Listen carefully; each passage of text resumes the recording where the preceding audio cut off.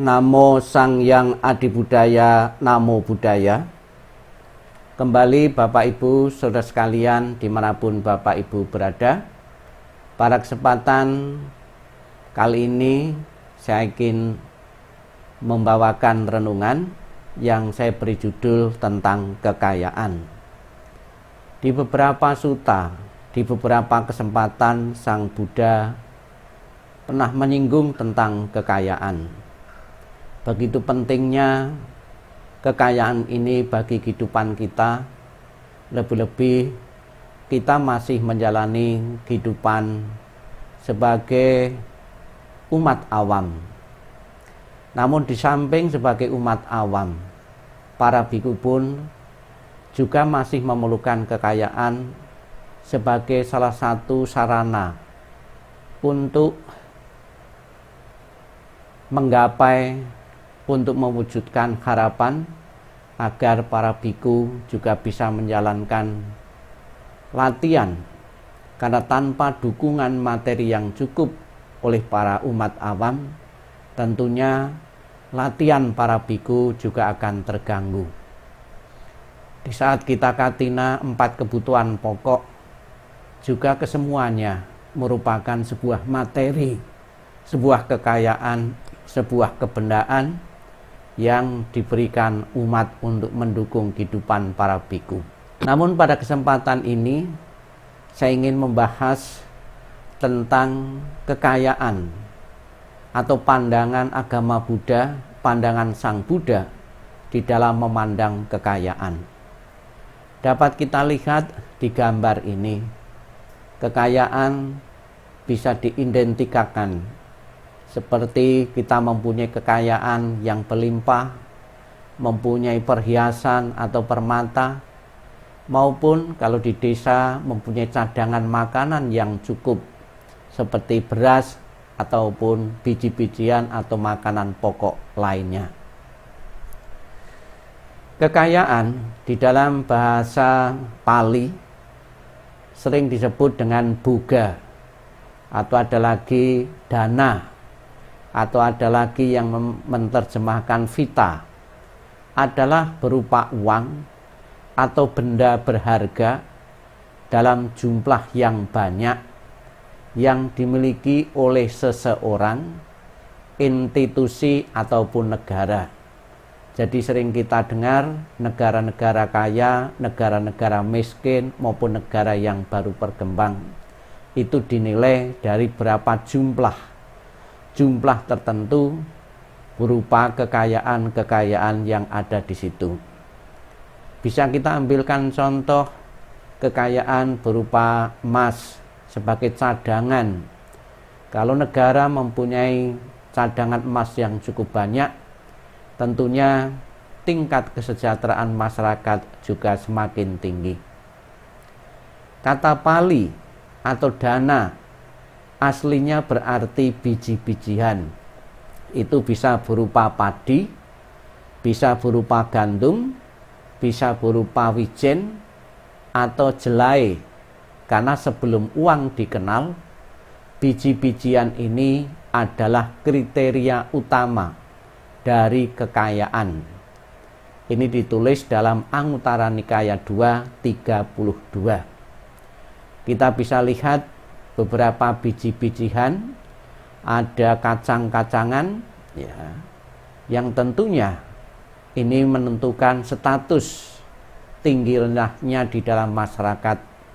Kalau keluarga itu mempunyai simpanan biji-bijian, kalau sekarang mungkin jagung atau padi ataupun kedelai, itu juga bisa menaikkan status sosial masyarakat.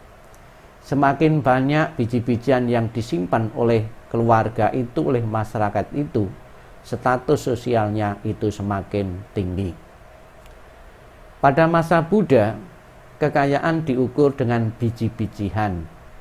Namun di luar biji-bijian juga sering diukur dengan berapa jumlah emas dan perak yang dimiliki. Ini ditulis dalam Anguttara 4:7. Biji-bijian, kemudian emas dan perak. Buddha memiliki sikap yang cerdas, realistis, dan penuh penghargaan terhadap kekayaan. Kekayaan yang dihargai, tentunya kekayaan yang diperoleh dengan jerih payah, dengan cucuran keringat, dengan kerja keras. Kalau kekayaan diperolehnya itu dengan mudah, tentunya di dalam penghargaan terhadap kekayaan tersebut itu akan meremehkan atau kecil. Kita sering mendengar ada beberapa orang yang di dalam memperoleh kekayaan ini sampai melanggar etika, melanggar norma-norma, baik itu norma agama maupun norma masyarakat. Dia mengambil secara paksa, mencuri, membohongi, dan membodohi orang-orang tertentu, orang-orang lemah. Ada seorang petinggi spiritual atau tokoh spiritual, yaitu Dalai Lama. Beliau berpendapat tentang kekayaan. Sikap banyak orang terhadap pekerjaan hanyalah untuk mencari kekayaan. Tidak ada yang salah dengan hal ini. Namun ingat, jika menyamakan kekayaan dengan kebahagiaan, Anda akan terseret dalam roda yang mencari kekayaan. Meskipun Anda sudah kaya, itu adalah roda mimpi yang tidak akan tercapai. Bekerjalah Bapak Ibu bukan semata-mata ingin mendapatkan materi, ingin mendapatkan kekayaan. Banyak orang yang bekerja keras dengan motivasi setelah memiliki kekayaan yang berlimpah, setelah mendapatkan gaji yang cukup banyak, dia akan bahagia. Tentunya tidak selamanya seperti itu. Banyak orang yang sudah mempunyai kekayaan yang berlimpah, namun justru hidupnya tidak tenang, tidak bahagia, karena terlalu mencemaskan. Nanti kekayaannya akan hilang, kekayaannya akan berpisah dari dirinya. Apabila kecemasan, ketakutan ini akan selalu muncul, karena di saat mempunyai kekayaan juga tingkat kemelekatan terhadap materi yang dimiliki juga semakin kuat. Beliau Buddha berkata demikian, contohlah orang yang memperoleh kekayaan mereka secara sah dan tanpa merugikan orang lain, serta dalam memperoleh kekayaan itu membuatnya bahagia dan terpenuhi, membaginya dengan orang lain, melakukan pekerjaan yang baik, menggunakannya tanpa ketamakan, tanpa tergila-gila, sadar akan batasannya, dan mengingat terus pertumbuhan spiritualnya sendiri. Orang ini patut dipuji dalam semua hal ini. Ditulis dalam Anguttara Nikaya 5/181. Buddha selalu memuji para umat awam yang di dalam mencari kekayaan dengan cara yang benar, cara yang sah, bukan membohongi orang lain, bukan dengan merugikan orang lain. Dan setelah kekayaan itu didapat, kekayaan itu bukan saja dinikmati sendiri, namun juga dibagi dengan orang-orang yang layak, orang-orang yang perlu uluran tangan, yaitu para fakir miskin, dan juga orang-orang yang sudah tidak mampu bekerja lagi, perlu dukungan kita dengan kita berikan sebagian dari hasil jerih payah kita, sebagian dari kekayaan kita untuk meringankan beban penderitaan mereka. Dan orang yang bijaksana adalah orang dalam menggunakan kekayaan itu, orang yang menikmati kekayaan itu bukan dengan kerakusan atau ketamakan.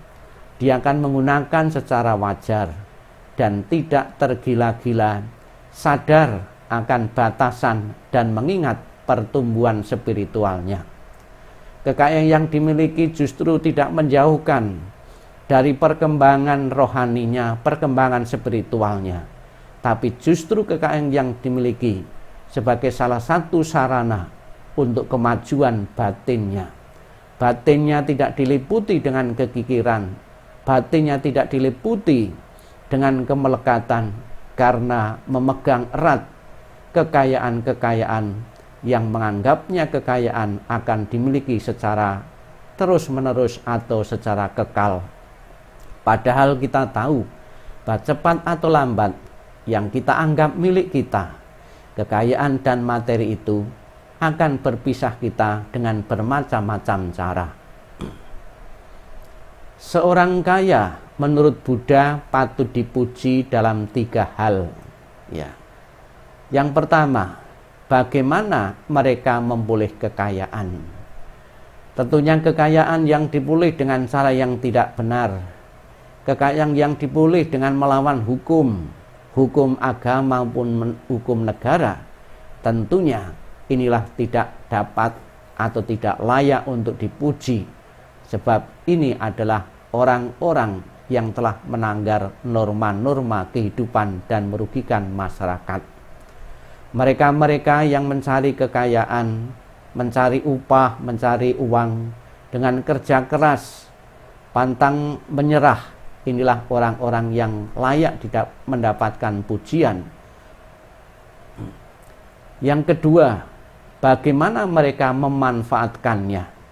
Ada beberapa orang yang kebingungan setelah mendapatkan kekayaan, mau dipakai apa. Tentunya tidak layak juga setelah kekayaan terkumpul, berhasil kita miliki, kekayaan itu kita biarkan saja.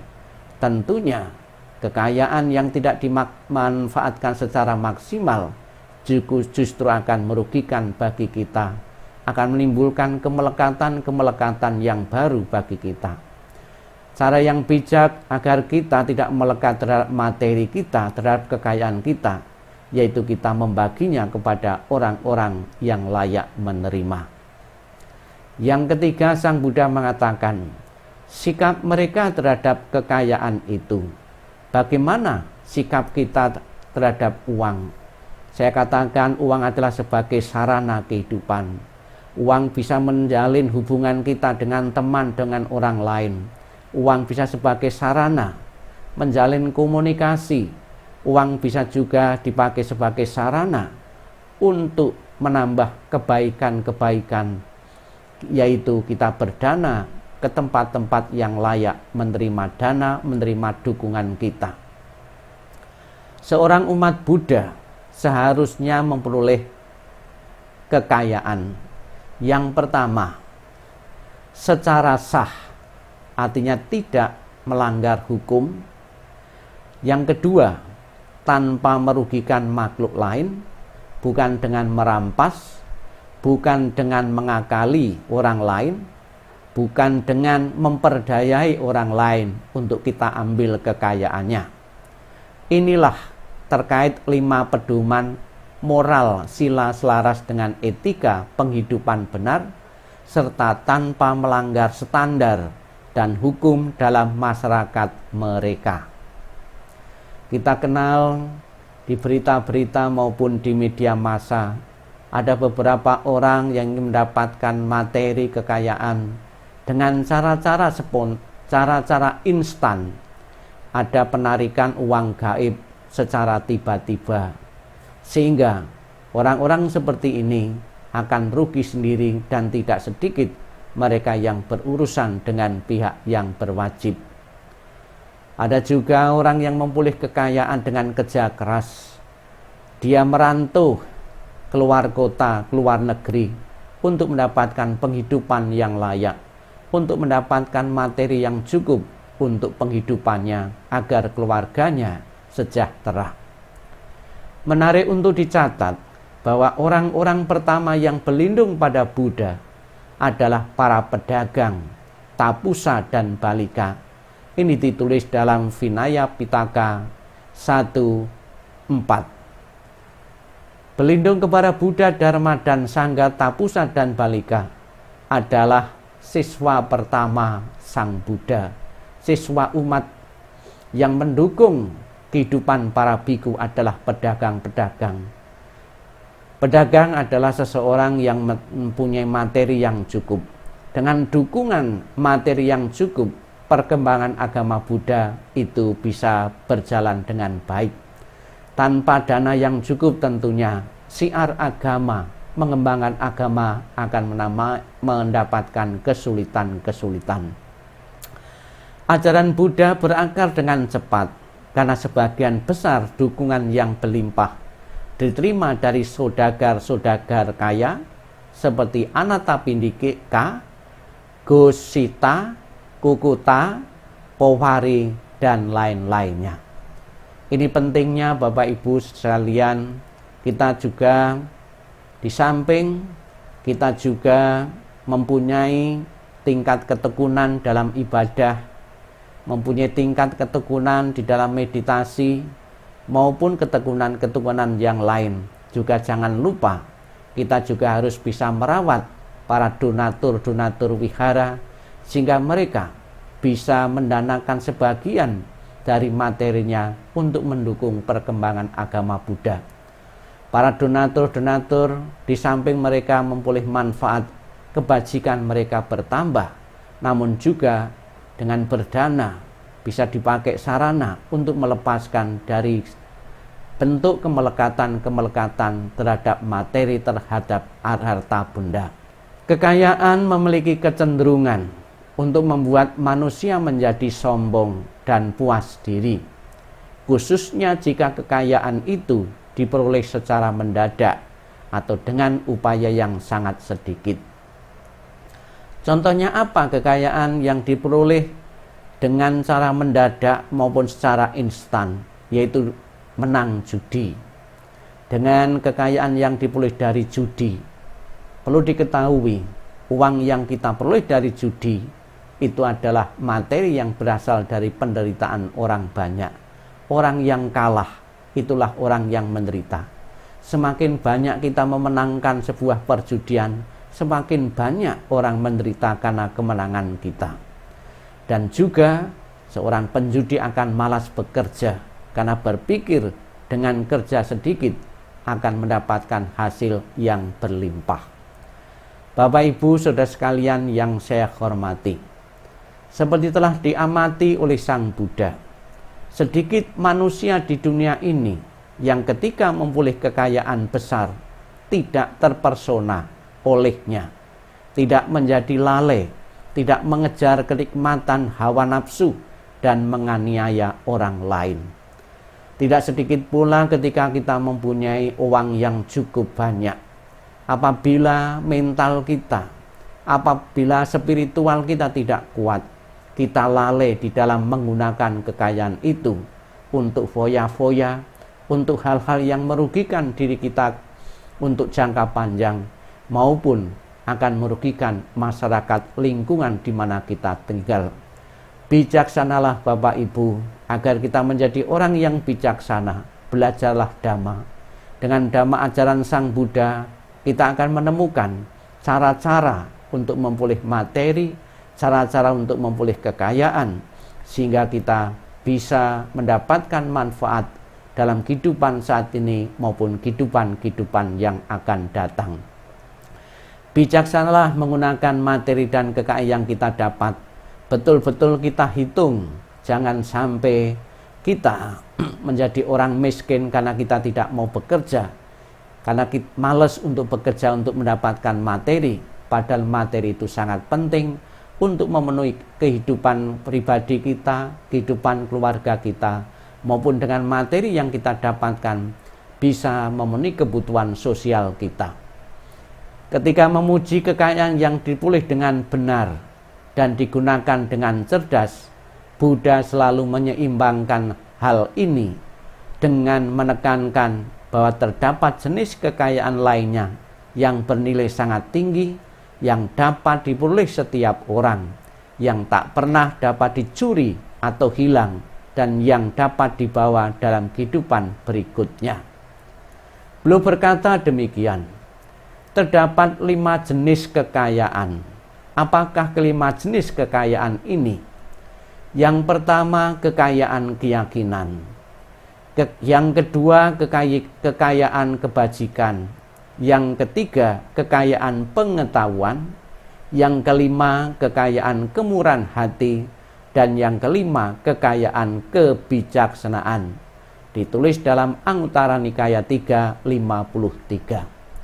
Mudah-mudahan Bapak Ibu sekalian, di samping kita seharian bekerja, berupaya untuk mendapatkan kekayaan lahiriah, namun juga jangan lupa kita mengembangkan kekayaan-kekayaan spiritual yang berupa kekayaan keyakinan terhadap hukum-hukum kebenaran, hukum-hukum dharma, yang tentunya orang yang mengenal mempunyai kekayaan keyakinan ini, hidup kita akan lebih mantap lagi.